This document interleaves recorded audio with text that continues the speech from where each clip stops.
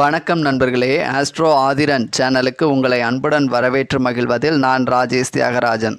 இன்றைக்கி நம்ம பதிவில் மகரம் ராசிக்காரர்களுக்கான ஆனி மாத ராசி பலன்களை பற்றி பார்க்க இருக்கிறோம். இந்த ஆனி மாதம் அப்படின்றது வேறு ஒன்றும் இல்லைங்க. உங்கள் ராசிக்கு 8ஆம் இடத்து அதிபதியான சூரியன் உங்கள் ராசிக்கு 6ஆம் இடமான மிதுனத்தில் பயணிக்கக்கூடிய காலம்தான் இந்த ஆனி மாதம் அப்படின்னு சொல்லுவாங்க.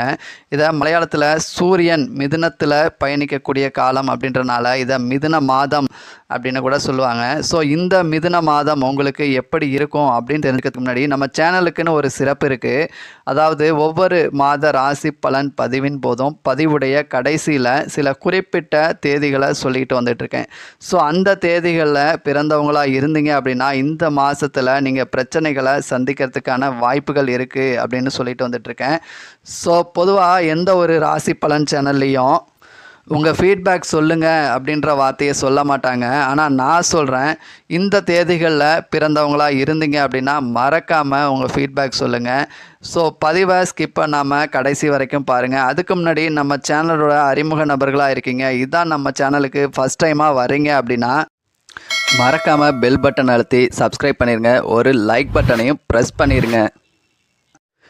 இந்த ஆனி மாதத்தை பொறுத்த வரைக்கும் உங்கள் ராசி அதிபதி சனி உங்கள் ராசிக்கு தனஸ்தானமான 2ஆம் இடத்துல ராகுவோட சேர்க்கை பெற்றிருக்கக்கூடிய காரணத்தினால உங்களுக்கு வருமானம் அப்படின்றது பல வழிகளில் இருந்தும் வரும் அப்படின்னு சொல்லலாம். அது மட்டும் இல்லை, உங்கள் ராசிக்கு 10ஆம் இடத்து அதிபதி சுக்கிரன் உங்கள் ராசிக்கு 4ஆம் இடத்துல இருந்து 10ஆம் இடத்தை பார்க்கக்கூடிய காரணத்தினால உங்களுக்கு தொழில் அப்படின்றதும் இந்த மாதம் ரொம்பவே சிறப்பாக இருக்குது அப்படின்னு சொல்லலாம். அது மட்டும் இல்லை, ஆடை அழகு ஆபரணங்கள் சார்ந்த துறைகளில் பணிபுரியுறீங்க அப்படின்னா நிச்சயமாக உங்களுடைய வருமானம் அப்படின்றது ரொம்பவே சிறப்பாக இருக்கும். ஒரு பெரிய அளவில் வருமானம் அப்படின்றது நல்லா இருக்குது அப்படின்னே சொல்லலாம். அதே மாதிரி உங்கள் ராசிக்கு 6ஆம் இடத்துல குரு புதன் சூரியன் அப்படின்ற இத்தனை கிரக சேர்க்கை இருக்கக்கூடிய காரணத்தினால உழைப்பு ரீதியாக உடல் உழைப்பு சார்ந்த தொழில் செய்கிறவங்களுக்கும் இந்த மாதம் உங்களுக்கு உழைப்புக்கேற்ற ஒரு அங்கீகாரம், ஒரு மதிப்பு, மரியாதை, ஊதியம் அப்படின்றது சிறப்பாக இருக்கும் அப்படின்னு சொல்லலாம். அதே மாதிரி நிர்வாகம் அதிகாரம் சார்ந்த துறைகளில் பணிபுரிகிறவங்களுக்கு அப்படின்னு வரப்போ சூரியன் உங்கள் ராசிக்கு 6ஆம் இடத்துல இருக்கக்கூடிய காரணத்தினால உழைப்போட சேர்ந்த ஒரு நிர்வாகத்தை வெளிப்படுத்துகிறவங்களுக்கு இந்த மாதம் சிறப்பாக இருக்குது அப்படின்னு சொல்லலாம். ஆனால் அதே நேரத்தில் நிர்வாகத்தை மட்டுமே செஞ்சுக்கிட்டு இருக்கேன் அப்படின்றவங்களுக்கு கொஞ்சம் ஒரு சுமாரான பலன்கள் தான் அப்படின்னு சொல்லலாம். ஸோ மொத்தத்தில் இந்த மாதம் உங்களுக்கு உழைப்பு தொழில் அப்படின்றத பொறுத்த வரைக்கும் ஓரளவு சிறப்பான ஒரு மாதம் அப்படின்னே சொல்லலாம்.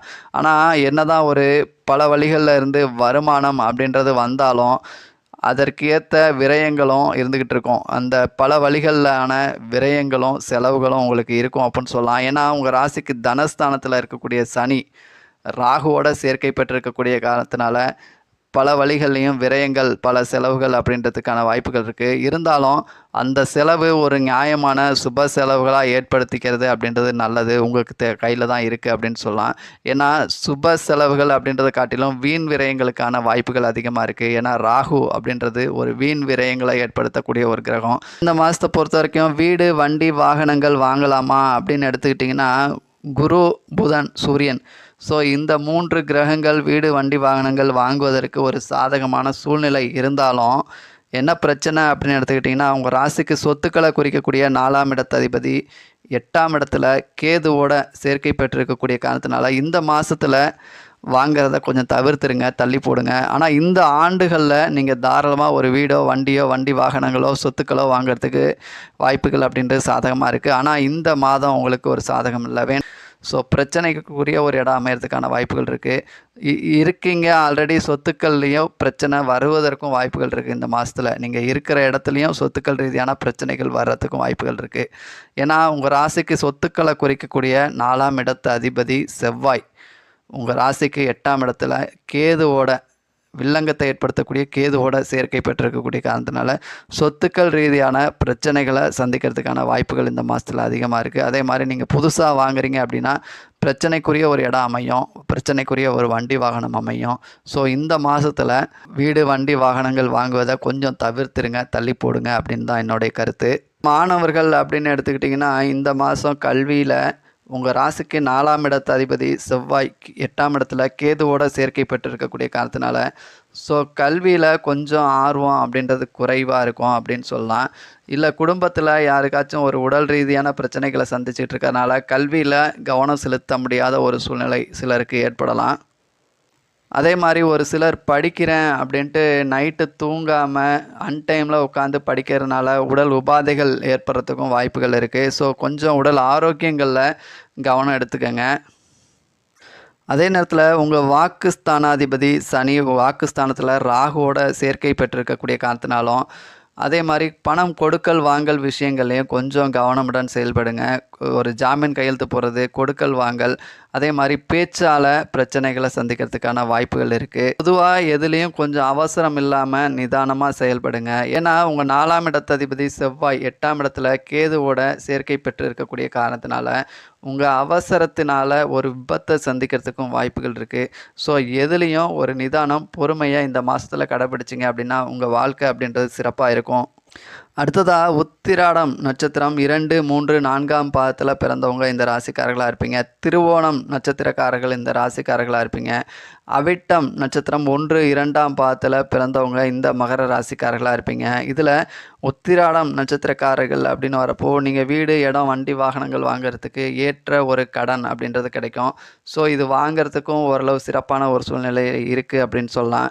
அடுத்ததாக திருவோணம் நட்சத்திரக்காரர்கள் அப்படின்னு வரப்போ கொஞ்சம் இந்த மாதம் ஒரு ஹாப்பினஸ்ஸாக செயல்படுவீங்க. உங்களுக்கும் உங்கள் லைஃப் பார்ட்னருக்கும் ஒரு அண்டர்ஸ்டாண்டிங் அப்படின்றது சிறப்பாக இருக்கும் அப்படின்னு சொல்லலாம். அடுத்ததாக அவிட்டம் நட்சத்திரக்காரர்கள் அப்படின்னு வரப்போ சொத்துக்கள் ரீதியான பிரச்சனைகளை சந்திக்கிறதுக்கு வாய்ப்புகள் இருக்குது. பூர்வீக சொத்துக்களாக இருக்கலாம், இப்போ நீங்கள் இருக்கிற இடத்துல வரக்கூடிய பிரச்சனைகளாக இருக்கலாம், இல்லை உங்களுக்கும் உங்கள் அக்கம் பக்கத்து வீட்டுக்காரர்களுக்குமான ஏற்படக்கூடிய ஒரு பிரச்சனைகளாக இருக்கலாம். ஸோ ஏதோ ஒரு ரீதியான பிரச்சனைகளை சந்திக்கிறதுக்கான வாய்ப்புகள் அப்படின்றது இருக்குது இந்த அவிட்டம் நட்சத்திரக்காரர்களுக்கு.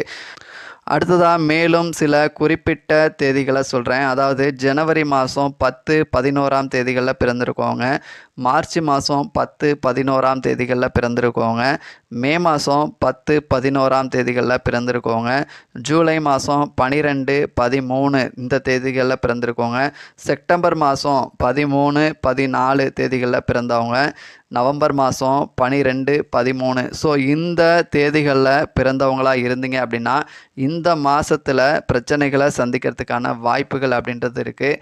ஸோ உங்களுடைய முன்கோபத்தினால் வந்த ஒரு பிரச்சனையாக இருக்கலாம், உங்களுடைய பிடிவாதத்தினால் ஏற்பட்ட பிரச்சனைகளாக இருக்கலாம், உங்கள் அவசரத்தினால் ஏற்பட்ட ஒரு பிரச்சனையாக இருக்கலாம். ஸோ எதுலேயும் ஒரு பொறுமையும் நிதானமும் செயல்படுங்க.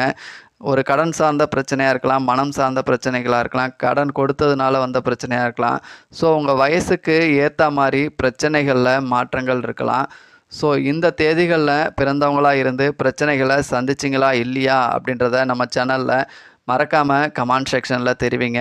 ஸோ நன்றி நண்பர்களே. இது வரைக்கும் மகரம் ராசிக்காரர்களுக்கான ஆனி மாத ராசி பலன்களை பற்றி பார்த்தோம்.